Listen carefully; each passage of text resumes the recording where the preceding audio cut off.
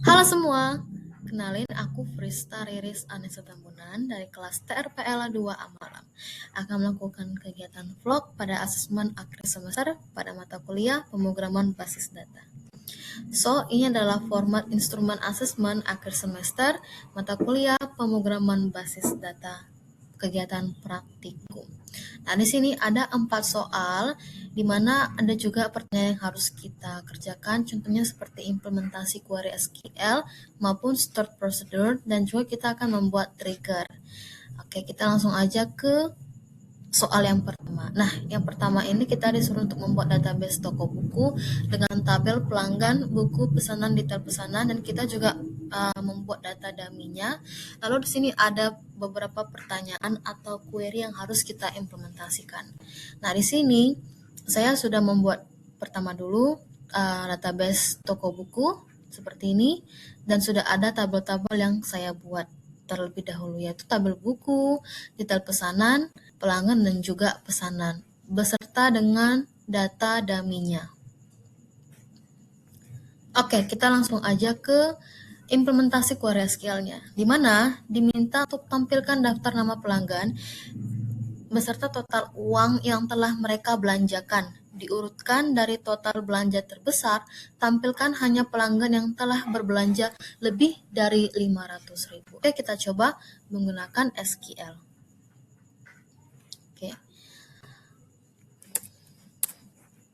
Select.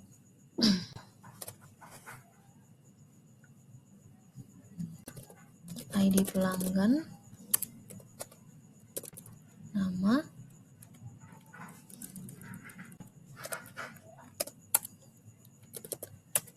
sum DP jumlah dikali harga S total belanja.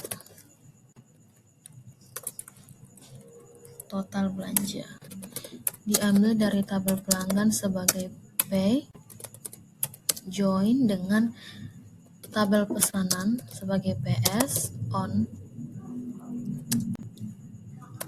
P ID pelanggan, dan di tabel PS ID pelanggan, ID pelanggan juga. Lalu kita join lagi detail pesanan sebagai DP, on PS ID pesanan sama dengan DP ID pesanan juga. Join buku sebagai B, on DP ID buku sama dengan B ID buku. Kita memakai perintah group by, P ID pelanggan, P nama, lalu having untuk total belanja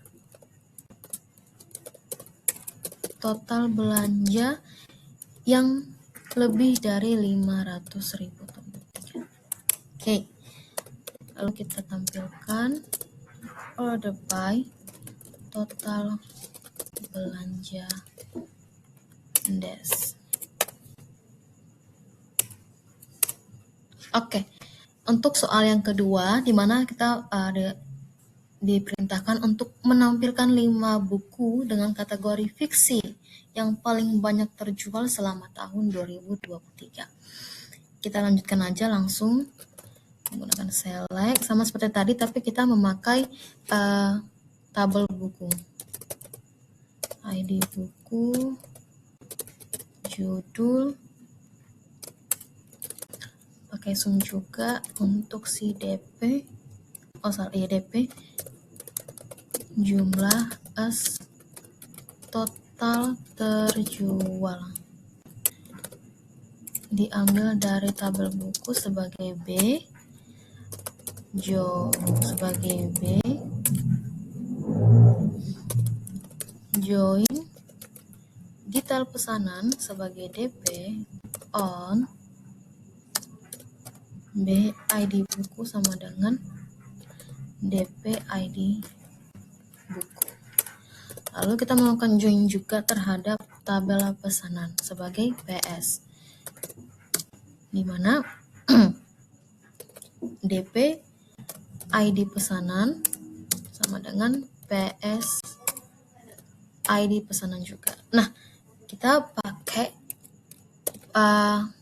kondisi where, di mana kategorinya itu adalah fiksi, tadi diminta ya, fiksi, dan tahunnya itu PS tanggal pesanan itu sama dengan tahun 2023. Group by BID buku, tampilkan ID buku, dan judul order by.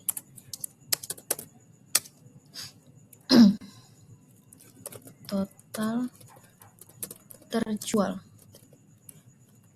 dash. Kita buat limit 5. Oke. Lalu untuk yang ketiga, tampilkan nama pelanggan yang tidak pernah melakukan pemesanan sama sekali. Oke. Ini perintahnya cukup mudah. Kita tampilkan ID pelanggan tentunya dan juga namanya. Sebentar saya lihat dulu. Oke.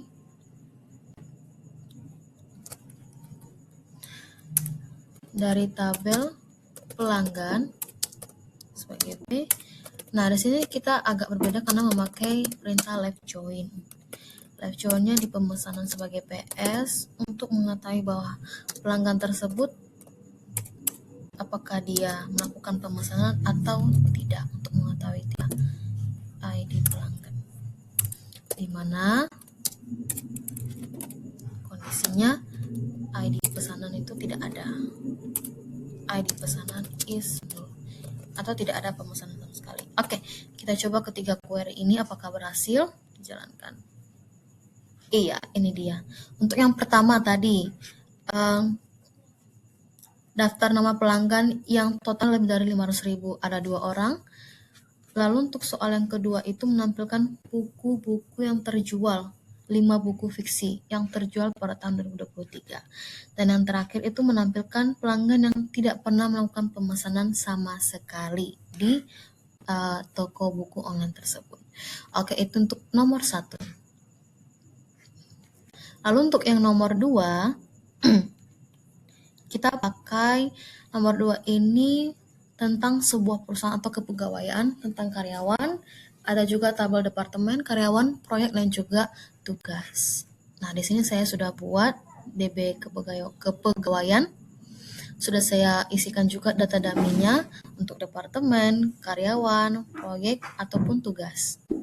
Oke, kita lanjut aja langsung ke implementasi query SQL-nya, di mana diminta untuk menampilkan nama departemen dan jumlah karyawan di setiap departemen. Tampilkan juga departemen yang tidak memiliki karyawan sama sekali. Kita ke perintah SQL-nya. Oke. Sama dengan perintah toko buku tadi, tapi di sini kita memakai yang namanya ID departemen, lalu nama departemen. Nah, di sini kita pakai perintah count. K itu ID karyawan sebagai jumlah karyawan. Nah, diambil dari tabel departemen pastinya. Departemen sebagai D, pakainya juga left join. Sebagai D, pakai perintah left join juga ke tabel karyawan sebagai K on D ID departemen sama dengan K ID departemen. group by D ID departemen dan D nama departemen. Oke, itu untuk yang pertama. Nah, selanjutnya nih, temukan nama lengkap karyawan yang memiliki gaji di atas rata-rata gaji seluruh karyawan di perusahaan tersebut. Oke, select. Ini lumayan gampang, ID karyawan. Kita ambil nama lengkapnya, lalu posisinya, serta gajinya yang paling penting dari tabel karyawan, di mana gajinya lebih dari rata-rata average gaji yang ada di perusahaan tersebut from karyawan. Oke. Lalu yang ketiga, disuruh menampilkan nama lengkap karyawan dari departemen IT yang sedang tidak mengerjakan proyek apapun. Berarti dia lagi nggak ada kerjaan. Oke. Sama juga kita pakai perintah select untuk menampilkan semua apapun itu. Tapi diambil dari tabel karyawan, yaitu ID karyawan itu sendiri, lalu nama lengkapnya,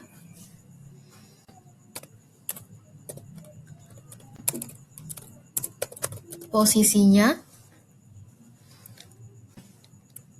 posisi, dan pakai nama departemen.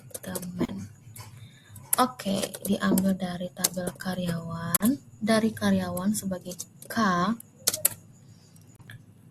menggunakan perintah join ke departemen sebagai D. On K ID departemen sama dengan D ID departemen. Lalu kita menerapkan left join terhadap tugas, tabel tugas ya, tabel tugas sebagai T, on ke K ID karyawan, to ke T ID karyawan seperti ini. Nah, di mana kondisinya itu nama departemennya ini, kita akan mencari nama departemen IT yang tidak memiliki proyek apapun. Dan tugasnya itu tidak ada, alias is null, seperti ini. Oke, sudah ketiga-ketiganya, mari kita jalankan seperti apa nanti hasilnya. Iya, untuk yang pertama dia menampilkan semua departemen, bahkan departemen yang tidak ada karyawannya sekalipun. Lalu yang kedua, dia menampilkan gaji yang di atas rata-rata seluruh gaji di perusahaan tersebut. Lalu yang terakhir, dia menampilkan nama departemen IT yang belum mempunyai proyek apapun. Oke, lanjut ke soal ketiga. Nah, soal ketiga ini unik tentang database sistem informasi akademik, di mana dia itu meminta kita untuk membuat store prosedur tentang proses kelulusan dan juga untuk hitung IPK. Oke. Di sini kita juga sudah buat khusus untuk ini dia. Nah, untuk database sistem informasi akademik juga sudah kita isikan data dummy-nya sebagai berikut. Ada 2. Oke. Nah, kita mulai dari soal yang pertama tadi, membuat store prosedur tentang proses kelulusan dengan NIM-nya, lalu SKS-nya mencapai 144. Nanti kalau tidak lulus akan muncul konfirmasi mahasiswa dengan NIM bla bla bla berhasil diluluskan dan juga belum ada yang belum memenuhi syarat kelulusan begitu. Nah, kita lanjut buat SQL sebagai database sistem informasi akademik. Oke, untuk membuat store prosedur ini kita pastinya memakai delimiter. delimiter, kita buat prosedur baru, yaitu namanya proses kelulusan proses kelulusan, dimana in name varchar 15 begin, dimulai declare V sebagai total SKS in default 0. Oke, kita akan select. Kita akan melakukan select terlebih dahulu. Select total SKS into F total SKS.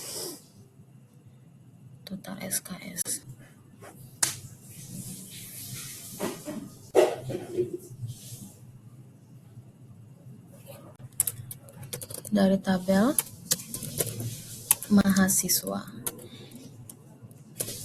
di mana name sama dengan Penny. Oke, lalu kita buat prosedur baru, yaitu untuk konfirmasinya. Jika total SKS-nya di atas 144 SKS, maka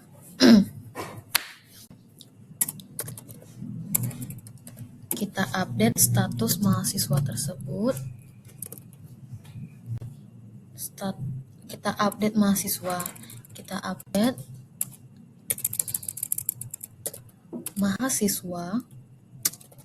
Kita pilih set status menjadi lulus beserta dengan NIM-nya, where NIM NIM. Oke. Nah, kita buat juga yang lain untuk yang tidak lulus. Select concat. Kita buat konfirmasinya mahasiswa dengan NIM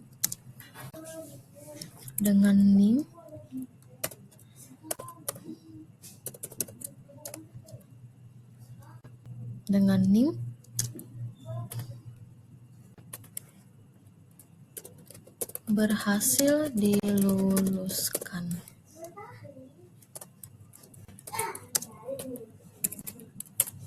As pesan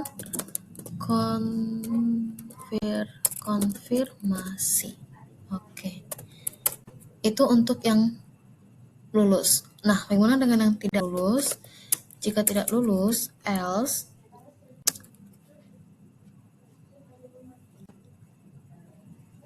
kita buat juga yang ini.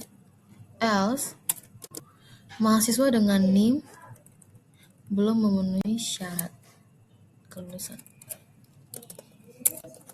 Belum memenuhi syarat kelulusan. Sebagai pesan konfirmasi juga. Nah, and if lalu and.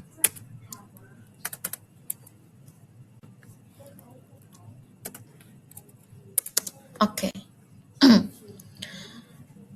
Lalu yang kedua itu adalah sebuah function. Tadi start procedure, sekarang function untuk menghitung IPK. Nah, untuk menghitung IPK itu, kita coba dulu yang ini ya. Kita jalankan dulu start prosedurnya. Oke, ada yang salah. Unclear variable 0 di select default. Salah. Aku bikin Oke, salah. Harusnya 0 ya. Oke. Nah, sudah berhasil. Cara memanggilnya itu kita panggil call proses kelulusan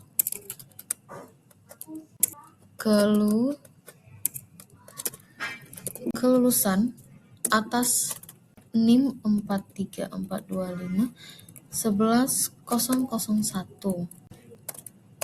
Nah, lalu yang kedua kita cek nih perubahan statusnya. Select from mahasiswa, di mana NIM-nya itu ada 43425 11001 itu ya. Oke. Nah, kita coba lihat untuk yang mahasiswa yang tidak memenuhi itu. Kita panggil juga dia. Proses kelulusan untuk NIM yang satu lagi 43425 11002. Oke.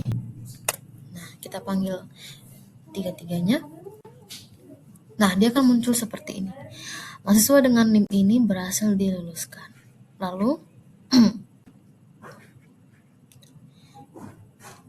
nah, ini status lulusnya sudah diubah. Nah, untuk yang tidak lulus itu akan muncul pesan konfirmasi mahasiswa dengan NIM belum memenuhi syarat kelulusan. Berarti berhasil. Oke. Yang kedua, itu untuk menghitung IPK. Sama juga kita masih pakai perintah delimiter. Kita akan membuat function baru namanya hitung IPK, di mana NIM, kita ambil juga NIM-nya varchar 15 returns desimal 4,2. Ini batasnya ya. Deterministic begin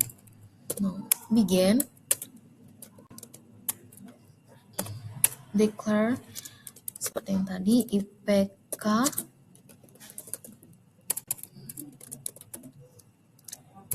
desimal 4,2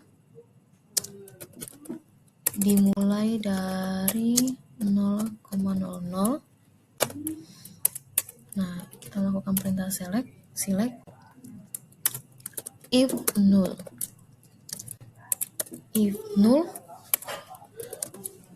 sum mata kuliah SKS dikali dengan case and nilai huruf. Nah, when A, maka dia akan dapat 4. Begitupun dengan seterusnya sampai ke angka 1.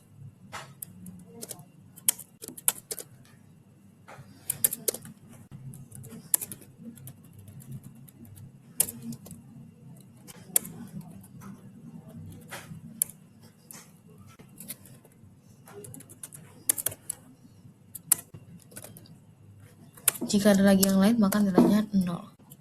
Else n.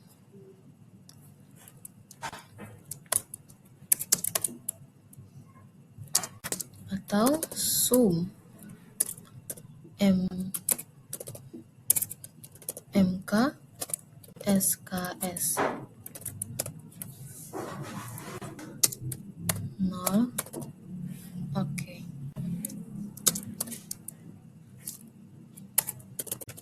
Into V IPK from nilai sebagai n. From nilai sebagai n. Kita melakukan perintah join pada mata kuliah sebagai MK on N kode MK sama dengan MK kode MK, where and name sama dengan p name. Kita lakukan return IPK.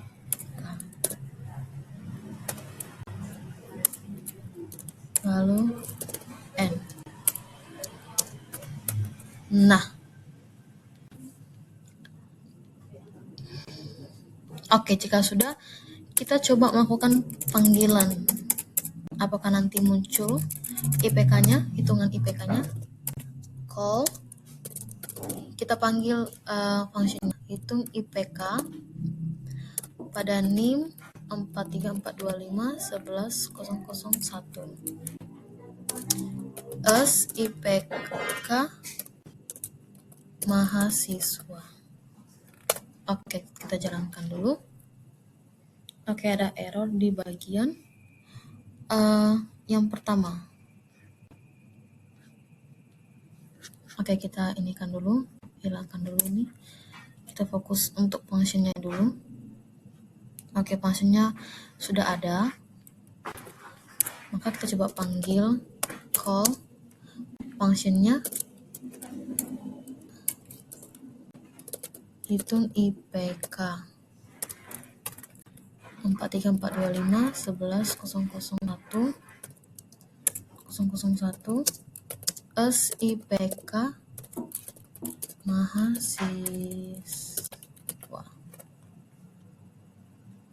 mahasiswa seperti ini. Oke. As IPK mahasiswa. Abstract token near. Oh, ini ya. As IPK mahasiswa. Apa ada yang salah? Call. Oh, bukan call, salah. Tapi select. Bukan call ya, tapi select. Nah, oke. NIM yang tadi 4342501, IPK-nya adalah 3,71. Nah, kita lanjut ke soal yang keempat. Nah, tempat ini tentang database inventaris. Dia tentang membuat trigger.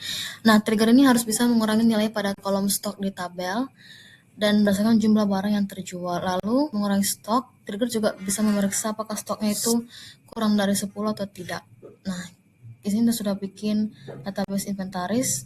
Kita langsung saja buat triggernya seperti ini. Nah, ini trigger untuk permintaan tadi. Kita jalankan. Nah, untuk mengetahuinya, untuk memastikannya apakah benar atau tidak, kita coba select from product dulu di awal.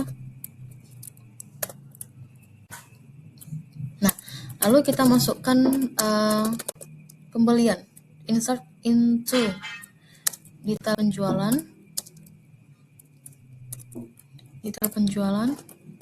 values itu ada 1115. Oke. Lalu kemudian kita select lagi untuk mengetahui apakah dia berkurang atau tidak. Select from product. Oke, lalu kita lihat juga di tabel log stok rendahnya. Select from log stok rendah.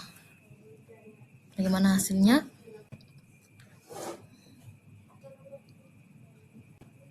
Insert into detail penjualan values. Oke. Ini ada kesalahan. Kita coba lagi. ID penjualan, ID produk,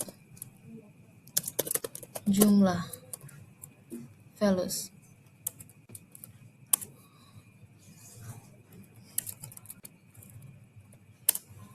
Oke, seperti ini. Kita jalankan sekali lagi. Oke, dia akan muncul di stok awal tuh 1250, Dan ketika dia membeli mouse, maka dia harus berkurang menjadi 7. Lalu kita lihat di log store rendahnya ada tampilan stok tersisa, seberapa, waktu peringatannya berapa. Oke, mungkin itu aja, sekian dari saya untuk kegiatan asesmen akhir semester praktikum pada mata kuliah PPD. Jika ada kesalahan, mohon maafkan. Sekian dan terima kasih.